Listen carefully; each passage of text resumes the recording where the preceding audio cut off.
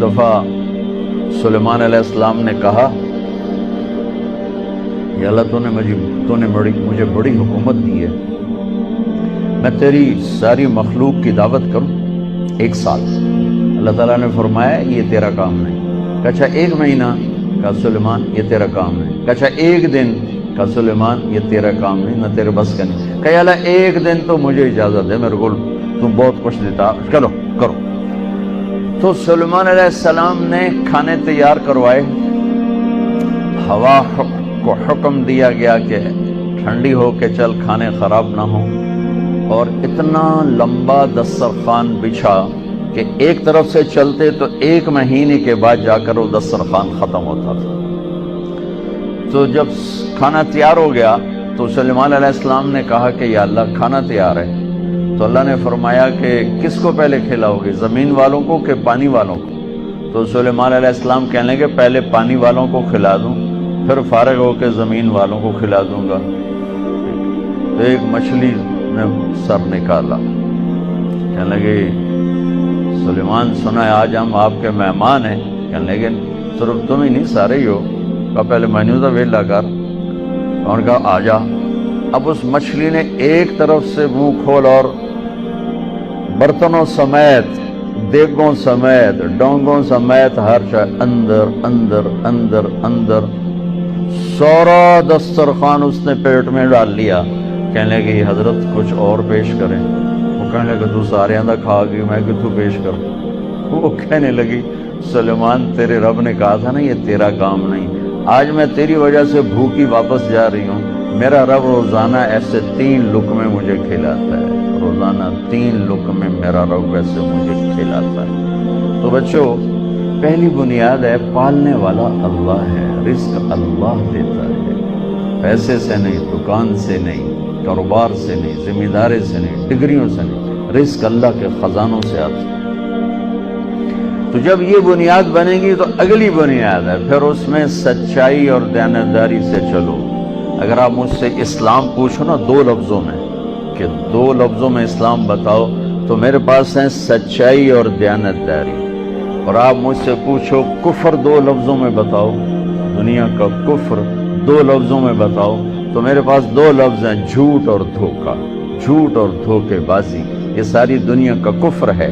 اور سچائی اور دیانتداری یہ ساری دنیا کا اسلام ہے۔ سارا اسلام 2 لفظوں میں بند ہو جاتا ہے، اور پوری دنیا کا کفر 2 لفظوں میں بند ہو جاتا ہے، جھوٹ بولنا، دھوکہ دینا، جھوٹ بولنا، دھوکہ دینا۔ میرے نبی پاک صلی اللہ تعالی علیہ وسلم وضو فرما رہے تھے، تو صحابہ آپ کے وضو کا پانی نیچے سے لے رہے تھے، کوئی پی رہا ہے، کوئی سینے پہ مل رہا ہے، کوئی ہاتھوں پہ مل رہا ہے۔ تو آپ نے فرمایا کیوں کر رہے ہو، ما یحملکم علی ھذا، ایسا کیوں کر رہے ہو؟ کہ حبا للہ ولرسولہ، کہ ہمیں اللہ اس کے رسول سے پیار ہے اس لیے کر۔ تو آپ نے فرمایا میں بتاؤں سچی محبت کسے کہتے ہیں؟ وہ محبت جو اللہ اس کا رسول قبول بھی کرے، اور وہ محبت جو اللہ رسول کے ہاں پسندیدہ بھی ہو، اور تمہاری محبت بھی قبول ہو اور اللہ بھی تم سے پیار کرے، وہ بتاتا ہوں۔ جی کیا ہے؟ تو آپ نے فرمایا من سر ان یحب اللہ ورسولہ ویحبہ اللہ ورسولہ، اگر تم یہ چاہتے ہو کہ اللہ اور اس کا رسول تم سے پیار کریں اور تم بھی اللہ اس کے رسول سے پیار کرو، تو صرف ہے وضو دے پانی پینے نال کم نہیں بڑھنا، اسے 3 کام کرنے پڑیں گے۔ جی کیا کیا ہیں؟ کہ فَلْيَصْدُقِ الْحَدِيثَ إِذَا حَدَّثَ، اسے زندگی بھر سچ بولنا ہوگا، جھوٹ نہیں بولے گا۔ اللہ اس کے رسول کی بارگاہ میں محبت کو حاصل کرنے کی پہلی نشانی کیا ہے؟ کہ وہ سچ بولے گا، جھوٹ نہیں بولے گا۔ دوسری کیا ہے؟ فَلْيُؤَدِّ الْأَمَانَةَ إِذَا تُؤْمِنَ، کبھی کسی کو دھوکہ نہیں دے گا، کبھی کسی کو دھوکہ نہیں دے گا، دیانتداری سے کام کرے گا۔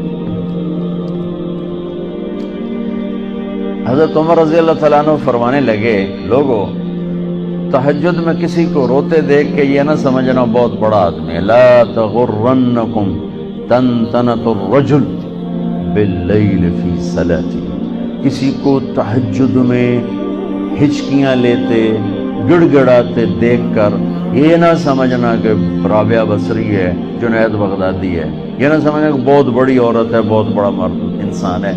ان الرجل الرجل، کامل، مکمل، اکمل، اعلیٰ ترین انسان جانتے ہو کون ہے؟ من ادى الامانة الى من ائتمنه ومن سلم المسلمون من لسانه ويده، جو امانت میں خیانت نہ کرے، جو کسی کو دھوکہ نہ دے اور کسی کو تکلیف نہ پہنچائے، وہ سب سے اعلیٰ درجے کا انسان ہے، سب سے مکمل، کامل، اکمل انسان ہے جو دھوکہ نہ دے، تکلیف نہ پہنچائے۔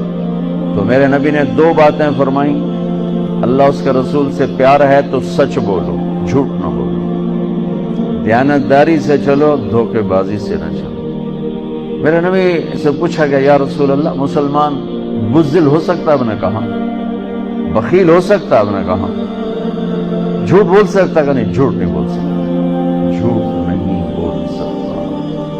میرے سارے معاشرے میں جھوٹ ہے، صرف یہ نہیں کہ تجارت یا کاروبار یا لین دین، پورے معاشرے میں جھوٹ۔ اور میرے نبی نے فرمایا کہ میرا امتی ہر گناہ کر سکتا ہے، دو نہیں کر سکتا۔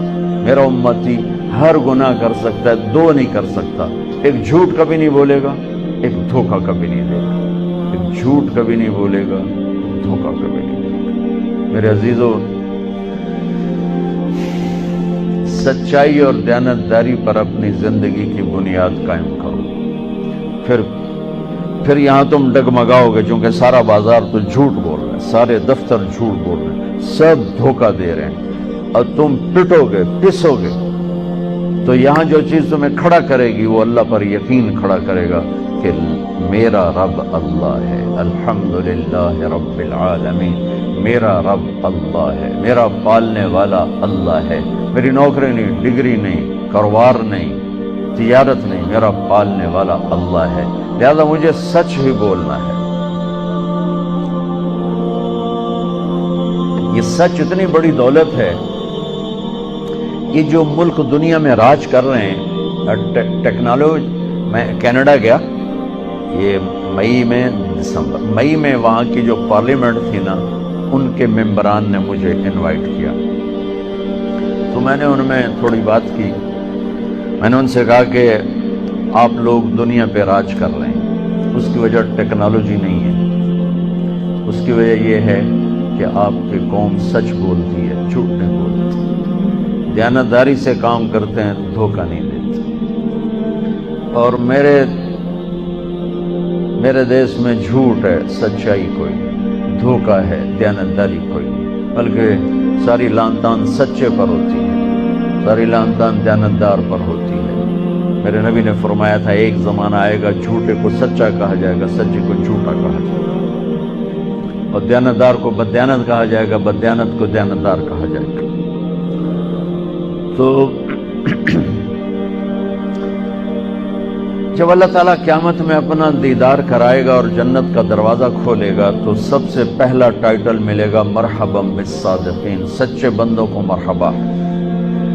تو دو باتیں ہو گئیں، ایک یہ ہے کہ سچ بولنا، دوسرا ہے دیانتداری، اور تیسرا فرمایا فَلْيُحْسِنْ جِوَارَ مَنْ جَاوَرَهُ، کہ پڑوسی کے ساتھ اچھا سلوک کرے، اپنے پڑوس کو